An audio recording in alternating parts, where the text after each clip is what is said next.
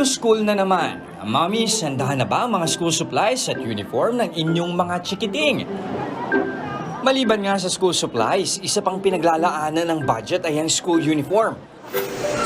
At kapag balik eskwela, dito sa patahian ni kapatid JC, hindi lang isa o dalawang pares ng school uniform ang kanilang tinatahi, kundi bultuhan ang paggawa nila ng mga uniform ng iba't ibang eskwelahan at universidad. Pagdating sa dekalidad na uniforme, isa ang garment factory ni kapatid JC sa pinagkakatiwalaan. Hindi lamang kasi school uniform ang kanilang kayang tahiin, maging ang pang-opisina at pang-trabaho ng iba't ibang kumpanya. Taong 2013 nang pasukin ni JC ang garment industry. Nagsimula sa inutang na 500 pesos ang negosyong patahian ni JC. Ginamit niya itong pamasahe papunta sa kanyang first ever client na gustong magpagawa ng 1,200 pieces ng polo shirt para sa kanilang kumpanya. Dahil walang alam sa pagtatahi at hindi marunong manahi, kumuha si JC ng subcontractor para sa unang mga order. Big break ng kanyang negosyo ang order ng Polytechnic University of the Philippines na 16,000 PE uniform. Dahil sa kanyang diskarte at commitment sa kanyang negosyo, nakapagpatayo na si kapatid JC ng 3-story garment factory, mga paupahan at pinasok na rin ang microfinancing and real estate business. Okay, kitang-kita nyo naman mga kapatid ang mga pasample na school uniforms at makakasama rin natin ng live si kapatid na JC ng Cotton Garments.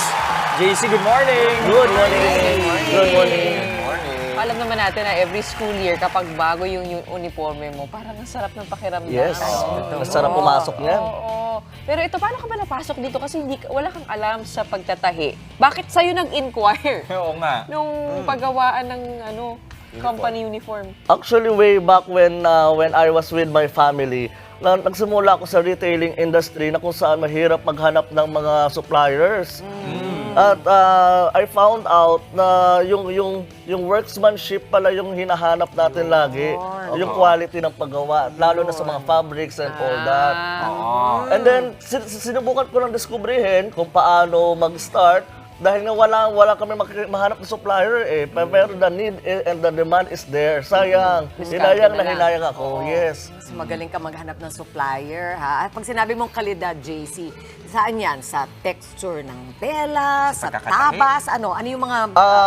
By our own definition, the quality itself is customer preference. So ano usually ang preferred ng customer? Yung color shade, kailangan eksakto. Color. Kasi minsan, yung kapag sinabi natin red, iba yung Nazareno red, iba yung UP red, Yun. iba yung bloody red. Oo. Iba yung Marikina Blue. Ayun. I love Marikina. Nakalagay. Marikina Blue. Ayan. Iba Marikina. Pero Ateneo blue. Ayun, Nasaan?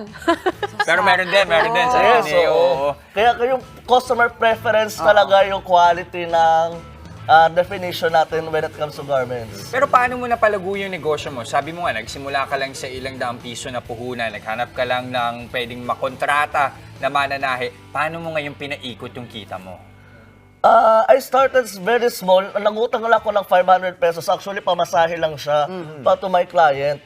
And then from there, yung down payment na binigay sa akin ay pinambili ko ng materials, ng fabrics, at yun din yung pinapasweldo ko sa mga mananahe. Then yung labor na budget for that, pinasubcontractor ko na lang doon pa sa way back sa Binangonan, Rizal. Kaya as I keep the ball rolling, pinaikot ko na ng pinaikot yung kita hanggang sa nakapundar na ako ng mga sarili kong machines. Tsaka tama ka doon, no? Pinakamahalaga dyan, yung makuha mo yung tiwala. Kasi pagka maganda na yung gawa mo, mag-order ulit, may word of mouth, sasabihin sa iba, magaling ito. Yes. Pero magkano ba ang benta mo sa mga uniform, katulad ng mga hawak mo? Sabihin natin polo at pants. O ito Or muna. ito, skirt and blouse. Yan. Sa skirts natin, nagre-range na siya ng 280 to 350. Meron din tayo sa mga blouses, nagre-range na rin ito ng 280 to 350. Magkahiwalay yung presyo. Magkahiwalay. So 500 kapag yan. set siya, minsan may discount na ano siya.